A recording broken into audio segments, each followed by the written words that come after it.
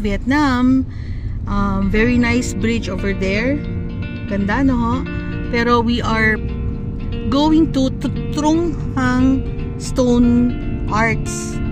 So dito, yung mga marbles, makikita natin na kina-carve nila into beautiful designs. Usually mga Greek goddess. Pero meron din daw tayo makikita na mga ibang sculptures and ibang mga jars, vases made out of marbles. So papasyalan natin to. It's a bit far from Danang Center. I suggest na pag nandito kayo sa Danang, you get the tour package going to Bana Hills, yung Sun World City, because convenient dahil may tour guide, tapos hindi na asikasuhin yung buffet lunch ninyo, and you get yung ticket, admission tickets, you get to tour around, and meron din pick up from the hotel and drop off from the hotel to the hotel. But if you would like to tour the city of Danang, you can do it DIY like we are doing right now. We just came from the beach, tapos we went to alleyway where there are parang mga murals, old murals, para makita din nyo yung kung paano mamuhay sila dito, passing by yung iskinita na mga tao. Tapos we rode another taxi. Ay, hindi pala, naglakad lang kami. May small market dun sa alley na art alley na pinanggalingan namin. Uy, meron din sila ditong large Ferris wheel. Yan, ganda yan sa gabi. Nakita namin kagabi, may Ferris wheel. Ito monument nila. Ito lang mahirap kapag do it yourself tour, kasi may nakikita kami na hindi namin alam kung ano, pero ni-enjoy na lang namin, not knowing yung history. Ito, may building dito. Hindi namin alam. Mamaya, check namin kung anong tawag ito sa mga nakita namin. Dito tayo sa board, parang seaside na Danang. Okay. And then, ang babayaran nyo na lang dito yung Grab taxi. Mura lang naman, hindi ganun kamahal. Ito meron na naman structure. Para siguro to parang folk arts and CCP. Napapano? Oo, kasi auditorium or hindi kami makapagtanong sa mga drivers kasi nahirapan din silang magsalita ng English language. Talagang hindi kasi sila nag-aaral sa school ng English language, kaya medyo mahirap. Ayan, may parang stadium, parang spaceship. Ito, Helio Center. Ito yung meron street market paggabi, Papa. Jenson Sports Center. Sports Center pala yung parang spaceship. Malapit sa Helio Center. Parang Araneta Coliseum pala. I'll be you. Oo. Ano? Eugene? Tour guide. You, tour guide? Okay. Ano makikita natin dyan? Ganda rin naman pag do it yourself. Makakatipid po kayo. Kasi syempre mahal din naman ang tours. So, pag do it yourself, ipa-plot nyo lang sa mapa where you want to go. Attractions, restaurants, if you want to go to museums or cultural activities, i-Google map nyo lang po. Okay, so see you guys in a bit. We're going to the marble factory. Bye-bye!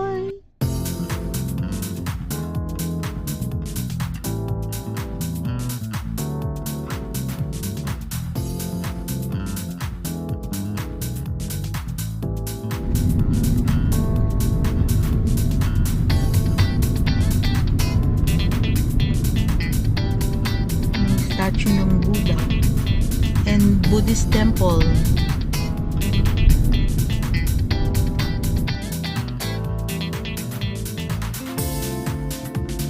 How to enter the Non Wok Marble Craft Village.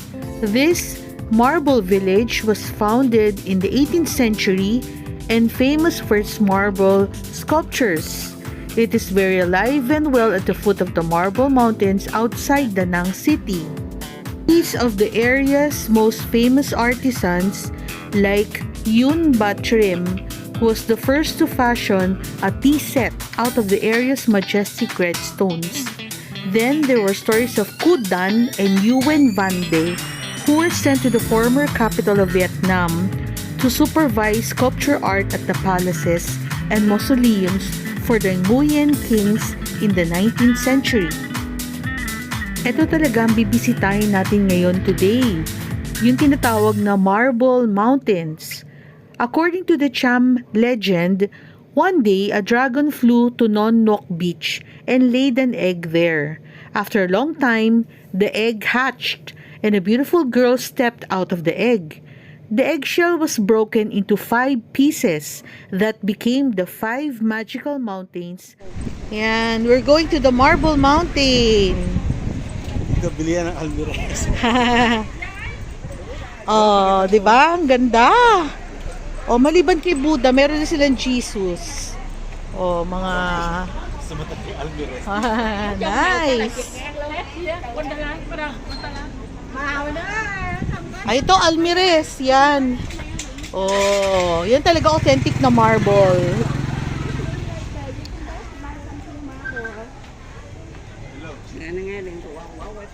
Nice.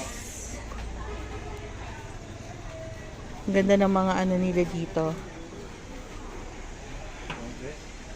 Ooh.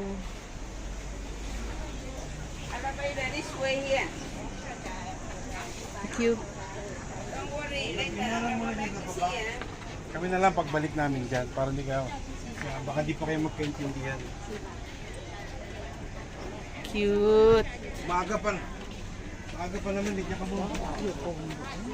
Hello. Xin chào. Yeah. Kaya pag pabalik na kami, doon ka muna. Oh, very long line. Very long line. Going up to the Marble Mountain. Ito palang pinuntahan namin, hindi lang siya factory ng mga marbles, kundi may tourist attraction din. Sa tapat nung pupuntahan sana namin factory ng marble, ay merong ditong structure na mountain. This is a Marble Mountain Village. So sasakay kami ng elevator and this is the line. Ayan, si Abo nagtitake ng pictures. And of course, pag may tourist spot, may souvenirs. Okay, see you guys in a bit.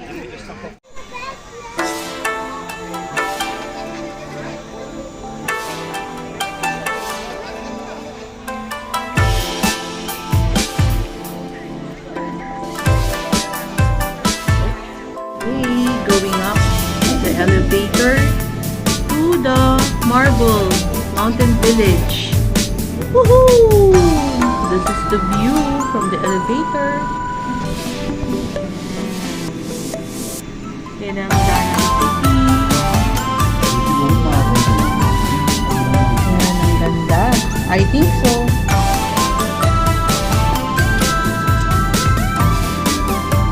Taas, no? Kasi pumapalik tayo ng bundok. Ganda. So now we're about to exit the elevator. Ayun, another Marble Mountain. Ooh, nice breeze. Wow.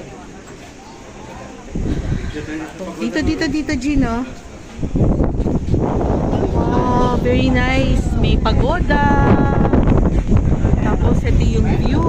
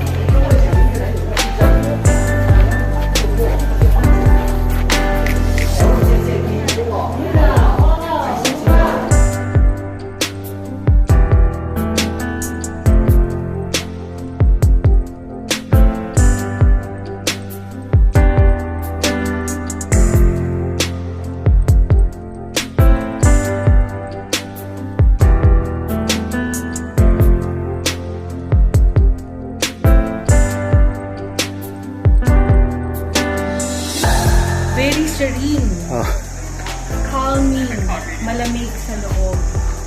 Kung kayo ang inyong Buddhism, ang inyong faith, maganda i-visit this Marble Mountain